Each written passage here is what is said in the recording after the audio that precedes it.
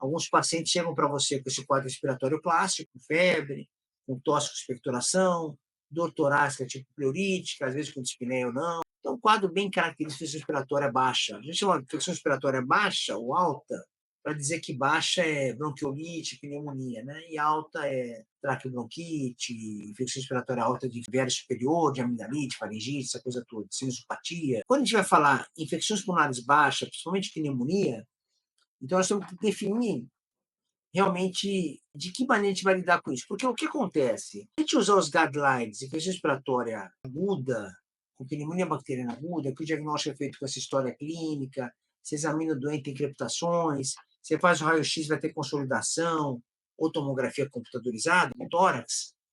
Então, você pode inferir que seja mais bacteriano do que viral. Há pouco tempo atrás, eu mostrei um artigo aqui para vocês, que está até aqui nos nossos, né, no feed do nosso perfil, tem um estudo recente, há pouco tempo, mostrando esse comportamento de chegar doente agudo na emergência, que mais da metade dos pacientes, a infecção respiratória aguda não era bacteriana. Olha que interessante. E ele tratou como bacteriana, porque os guidelines falam isso. Quando o guideline fala para você, trata infecção bacteriana com beta-lactame, com macrolídeo, uma quinolona que tem uma cobertura boa para ver respiratória, ou um beta-lactame se for leve, você vai ver, se você já leu algum desses guidelines, viu algum resumo, você vai ver que eles nunca falam das características da história do doente, das características radiológicas. A gente, na verdade, é claro, nós somos uma era de robô aqui, né, pessoal? Tem GPT 4.0 agora, GPT 4, tem tudo com inteligência artificial que ajuda muito a gente. E realmente, nós somos médicos, né? Nós somos ainda seres humanos médicos. Então, a gente utiliza a nossa rede neural para raciocinar.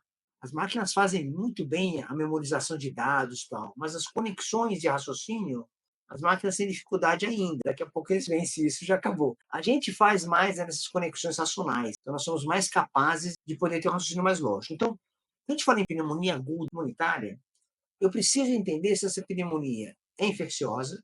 Eu falei uma história há pouco tempo atrás para vocês, de um doente também que chegou para a gente internado. Outro dado bastante, um caso bem curioso, um doente jovem, 40 anos de idade, mas 42 anos de idade. Rígido, não tinha nada, não tinha esse não tinha nada.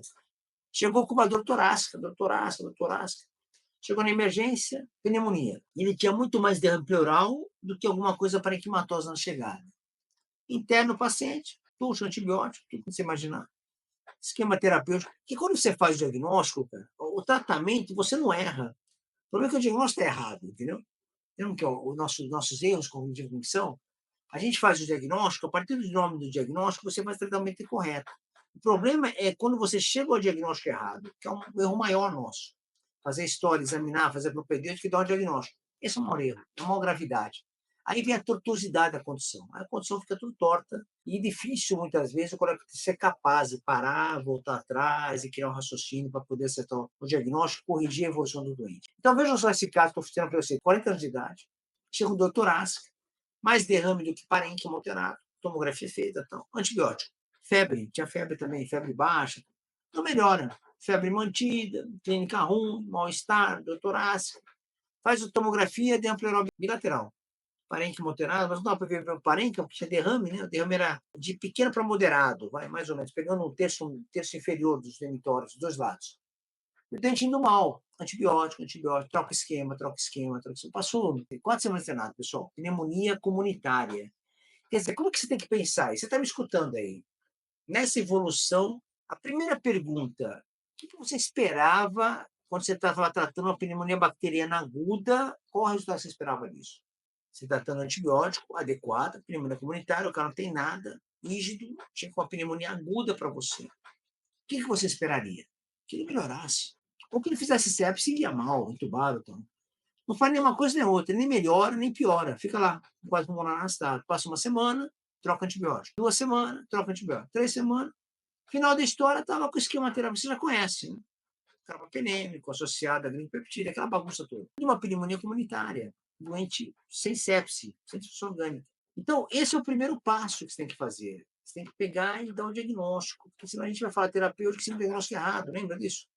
Aí a gente vai investigar, pega o derrame, quer dizer, o derrame pleural ninguém funcionou, ninguém colheu líquido, ninguém avaliou. Você fica olhando e fala, cara, será que é isso? Não é isso mesmo, acontece isso mesmo. E acontece.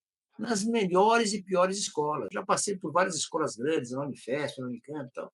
Esse problema acontece em todo lugar. É um problema da maneira de pensar, são erros cognitivos que fazem parte do nosso trabalho. A gente tem que estar treinando isso todo dia para poder diminuir esse impacto. Aí, no final da história, pessoal, Leão pleural era eosinofílico. Eosinofílico, alguém já viu isso aí? Leão pleural eosinofílico, com 50% de eosinófilo, bilateral. Então, era exudato eosinofílico. Vai nós agora, diagnóstico complexo, difícil pra caramba. Aí vou estudar a pleura, um cirurgião nosso participou desse processo, de tórax, uma cirurgia de tórax, ajudou a gente, biopsiamos a pleura, biopsiamos o pulmão, porque estava doente também, tinha um parente. E no final da história, era um granuloma. Esse granuloma estéreo, não era de tuberculose, era sarcoidose. Granuloma sarcoidítico, né, tem uma característica histológica bem clara. Tomou corticoide, 40 miligramas de prednisona, 2, 3 dias estava outro homem, outro doente. Veja só, um mês tratando com antibiótico, pessoal. Então, assim, a gente olha essas coisas e fala assim, nossa, é assim que é. Então, primeiro passo, se é uma pneumonia aguda da comunidade, eu tenho que saber se é pneumonia, claro, aqui é mais fácil, você faz tomografia, tal, completa o seu diagnóstico. Eu tenho que saber se é infeccioso ou não infeccioso. E às vezes eu não sei, às vezes é difícil saber se é infecção ou não é infecção. É difícil mesmo. Mas se você toma a decisão de tratar uma infecção, trate com coerência. Olha, eu vou tratar. Eu estou pensando que seja estafilococcus, pseudomonas, que seja pneumococcus, que é o mais comum, estafilococcus pneumoniae, se é micoplasma, tá tudo bem. Mas você faz uma estratégia terapêutica, pessoal, pelo amor de Deus. Então você vai dar um antibiótico, tem que falar assim, pô, eu sei que eu vou dar essa estratégia terapêutica e eu sei que eu vou ter um tempo de evolução. Entendeu isso? Quer dizer, eu tenho que ter uma expectativa de evolução desse doente. Como ele vai evoluir? Aí eu tenho um parâmetro, um balizamento de como esse doente vai evoluir. Se ele vai evoluir mal, se ele vai evoluir bem. E aí eu vou conseguir entender se vale a pena manter o esquema terapêutico, ou eu trocar o esquema terapêutico, ou eu parar o esquema terapêutico e pensei em outra hipótese. É isso que tem que fazer. Então, não é que você não deve dar um antibiótico, obviamente. Você vai tratar no que você está achando, mas você tem que ter um parâmetro evolutivo para tratar esse doente. Esse é um ponto importante. Então, esse caso ilustra um pouquinho do erro diagnóstico, que é um problema.